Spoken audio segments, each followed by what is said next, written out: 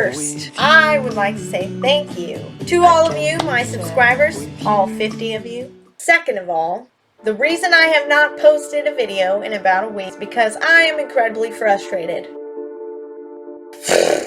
I am frustrated because, you see this?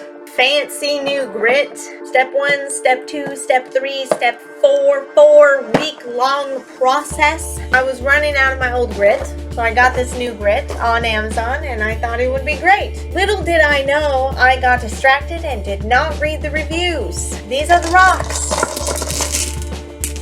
After 4 long weeks, I am left, although smooth, very dull looking and scratched rocks. Now, I noticed they were getting scratched and I chalked it up to not testing the hardness. I did not test the hardness on these rocks.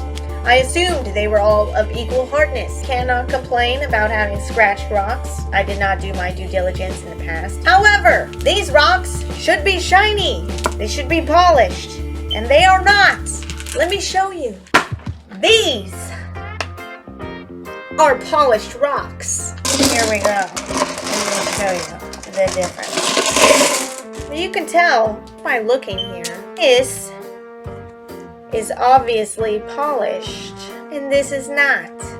So, do not buy this National Geographic grit on Amazon if you want your rocks to be polished. If you want them to be smooth, great.